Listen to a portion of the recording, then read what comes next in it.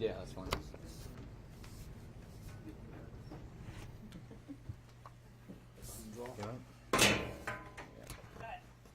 Is everybody picking up the mics up here? Not having an issue. Everyone ready to go? Yes? Okay. Everybody is good to go? Okay. Just real quick, guys. So I'm going to kind of go over this in a manner of go step by step. With me is Major Andy Flagg.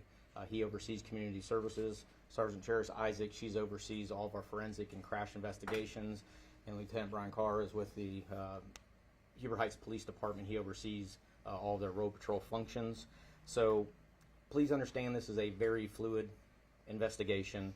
I'm not going to be able to answer all of your questions today. And I think the biggest thing is we need to know that there is loss of life that we are dealing with. And out of respect for those families, there's some details that I'm just not going to go into right now for this investigation. So just understand that up front. I'm trying to be as honest, but the Sheriff's Office is very transparent in these investigations, but there's certain things that we just have to weigh out so you guys know before I get started. So my name is Jeremy Roy. I'm the Chief of Staff here at the Montgomery County Sheriff's Office, and we're here to talk about the fatal crash that occurred in Huber Heights on Interstate 70 that we were requested to come in and assist with the investigation. On October 5th, 2025 at 1:13 a.m., the Huber Heights Police Department was dispatched to the area of eastbound Interstate 70 between State Route 201 and 202, which is also Brant Pike and Old Troy Pike, for an injury crash. Upon arrival, they located a crash scene involving multiple vehicles. The Huber Heights Police Department contacted the Montgomery County Sheriff's Office and requested assistance from our Traffic Services Unit, who investigates traffic crash throughout the Montgomery County. Preliminary investigation indicates that a 2016 Chevy Tahoe being operated by a 55-year-old man entered Interstate 70 at State Route 201 traveling up the eastbound exit ramp. The Tahoe then entered the eastbound flow of traffic traveling westbound. So he's going head on into traffic that is traveling eastbound on Interstate 70. The first vehicle that the Tahoe came in contact with was a 2019 Honda Accord, being operated by a 25-year-old male that was traveling eastbound and was preparing to exit off of Interstate 70 to State Route 201. The driver of the Honda attempted to avoid the crash by changing lanes, but the Chevy Tahoe changed lanes and collided with the front of the Honda and then the rear of the Honda, causing the Honda to spin out of control and hit the concrete barrier. The driver of the Honda Accord and his adult passenger sustained minor injuries and were released from the scene without any medical treatment. The Chevy Tahoe then continued to travel westbound for approximately half a mile, where it collided with a 2020 Chevy Trax that was traveling eastbound in the left lane. The Chevy Trax was operated by a young adult female and had a young adult male as the passenger. This crash was catastrophic, as it was a head-on impact at a high rate of speed, and it caused the Trax to catch fire almost immediately. The driver of the Chevy Trax and her adult passenger were both pronounced deceased at the scene. Immediately after colliding with the Trax, the Chevy Tahoe then crashed into a second vehicle in the same lane, a 2013 Chevy Malibu being operated by a 33-year-old male. The driver of the Chevy Malibu was removed from the scene by Huber Heights medics and was transported to Miami Valley Hospital with serious injuries. As of last check, he is still in critical condition at the hospital. The Chevy Tahoe finally came to rest near the concrete barrier dividing the east and westbound of Interstate 70. The 5-year-old male was pronounced deceased at the scene. So a little bit more than what we initially sent out with the original press release is that this crash is being investigated thoroughly. It is our job to go back 8 to 10 hours to determine everything that took place that led up to this fatal crash. At this point in the investigation, based on social media posts and video evidence, we have been able to track the at-fault driver to a local bar prior to the crash. We're in the process of tracking down anybody that was at the bar with the at-fault driver, determine his actions, behavior, and state of mind leading up to the crash.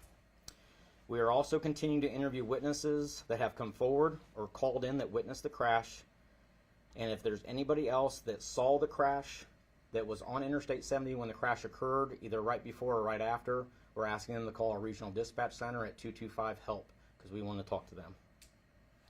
At this time, we do have the ODOT cameras in our possession, and we're in the process of reviewing those to see if the video picked up any of the crash on that. So right now, I'm going to kind of open it up to any questions you may have of myself, Huber Heights Police Department. And again, like I said, there's just some things that we're not going to be able to go into great detail about, either because of the investigation or out of respect for the family, that we just don't feel comfortable doing right now. Do you have any indication, and you talk about you continue to look more into the at-fault driver, but any indication, frame of mind, that he might have told anyone in his family, his circle of friends, acquaintances, that he had planned to do this? Right. So right now at this time, we don't have that, but that investigation continues. But we also have all the 911 calls where I think we do have at least one witness that says they tried to change lanes and they felt that that driver was changing with them and coming at them intentionally. So right now in this investigation, nothing is being ruled out. You mentioned that he was potentially at a bar and for people to reach out if they were there. Are you going to say what city or? So we're not going to do it right now. At some of the information's gotten out where who they think it is, so if someone was involved, we're asking. But right now, we have investigators that are going to these local facilities that are pulling cameras and things like that. So once that gets a little bit further in this investigation, we will most likely release that and ask anybody that was there to contact us. So that's forthcoming. Are you comfortable releasing the names of the people you had that were deceased in this crash? We're not right now because, again, out of respect for the family, and we still have the coroner's office doing their investigation, and while we are pretty sure we know who they are, there's not been 100% identifying on any of these folks, so we're just kind of leaving that be, and plus that is the coroner's responsibility to do, so we're going to allow them to do that.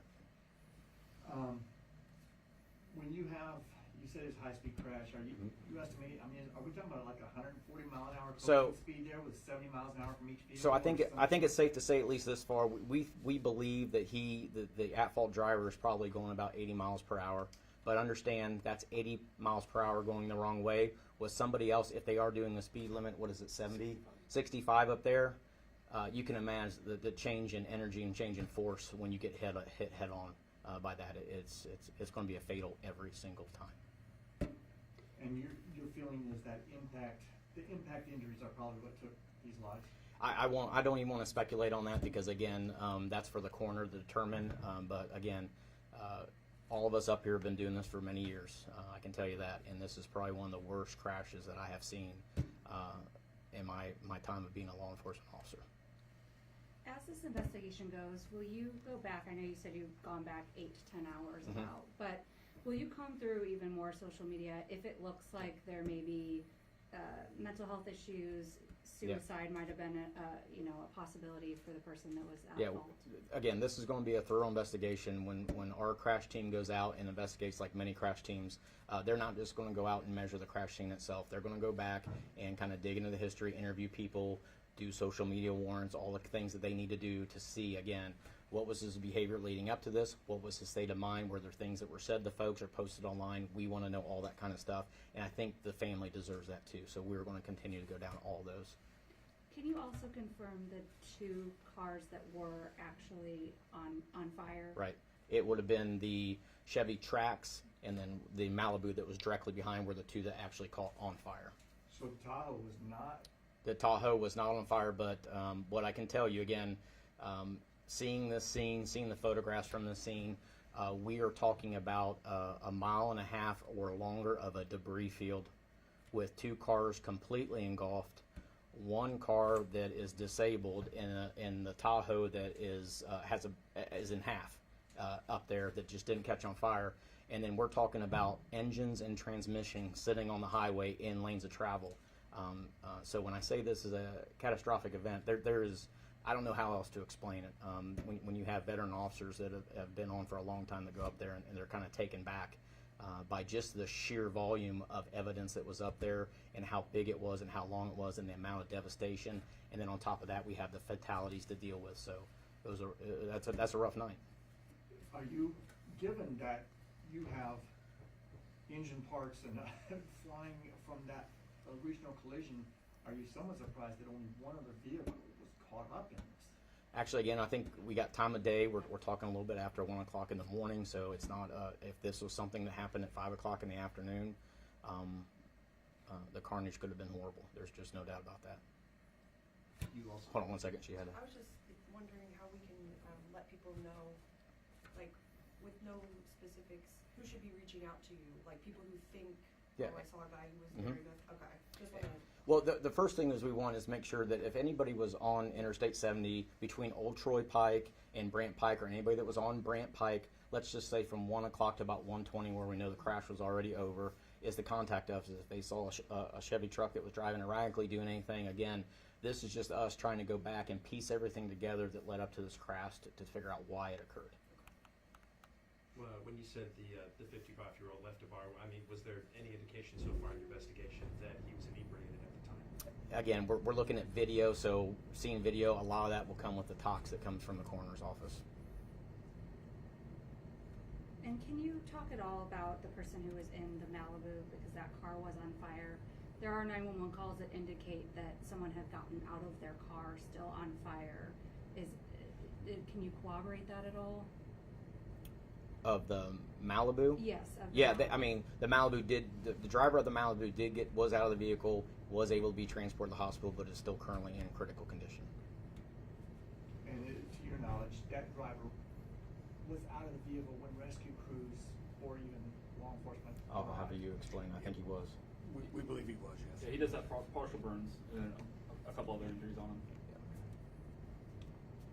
And around, how many hours was 70 eastbound closed then? So it was closed right at like 75. Right? So yeah, it was closed between Old Troy. Probably before that because they were trying to route people off, but the initial closure was just before Old Troy Pike and all the way up to Brant Pike on both sides.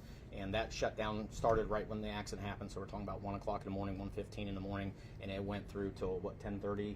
Probably closer to Noon. Noon. Yeah. So you gotta also understand. So we have not only the vehicles we got to remove. Now we got to figure out a way to get engines off of the ground and up and get that evidence moved. And then we're going to have our technicians coming after that to photograph everything and start seeing where we're seeing markings in the highway. That's evidence to us to let us know where certain collisions happen, how fast they could be going, what part of the car actually collided, so we can kind of start piecing everything together. So even once the scene's safe and all the vehicles removed, we have to then come back and start marking all that evidence in the roadway and categorizing that the whole time they're up there.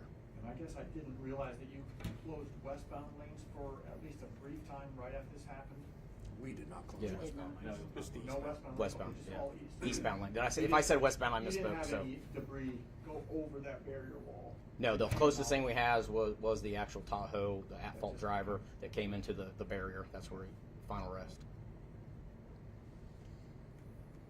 And just any final message to the families that are going through this tragedy? Again, this is one of those things that we're dealing with loss of life. There's families that are just crushed right now. They're dealing with this horrific accident, and what I can also tell you is we had first responders that were on the scene that are having a hard time dealing with that. So from the Sheriff's Office, the Huber Heights Police Department, to all those families that are affected by this, our hearts and prayers go out to them 100%. I mean, this should have never happened, and it's just one of those things that unfortunately we're seeing more and more often, and it's just one of those things that it happens very limited number of times, but it's a high number of a fatality when it does. So this is just unfortunate for everybody involved. I've seen on social media people in comment sections saying, like, why can't they put something, I don't know what they're called, that will pop your tires if you try to go the wrong way. Again, there's probably a thousand things that are out there. We have now on some highways that it's an alert system and things like that, but you also understand he goes up the interstate and literally under a minute is involved in the first crash. Under 30 seconds involved in the first crash. So those things are great to have. They're not going to, unless it's a barrier that shoots straight up and now we got to worry about someone coming off an interstate and hitting it too. It's not as easy as it looks to be able to stop that and not cause some type of other damage, because now you have a car sitting with someone coming off an interstate that's probably not prepared for a car to be disabled right in the middle of the exit ramp. You're not releasing the name of the at-fault driver yet, but I'm guessing you guys know who. We do. I think you know who it is. Mhm. Any past history with that person with local law enforcement? There's past history, but it's minor. It's traffic stuff. There's no DUIs. There's no criminal that I've seen to this point. But again, this is very early on that we've seen that would indicate that. That's all I have. I Major. I just want, if Lieutenant has anything to say for on behalf of you, right? It's just, Nothing involved in the crash. I mean, also we do want to extend our thanks and gratitude to the Montgomery County Sheriff's Office for coming out at 1:13 in the morning and helping us with the, carnage and the scene that was already described. Helped our guys out a lot. good. Good. All right, guys, thank you. Thank you. If we get any updates, we'll push it all through Christine. And again, I think as this develops and we get a bar's name and a time frame, that'll most likely be pushed out, and we'll kind of go from there. So appreciate you.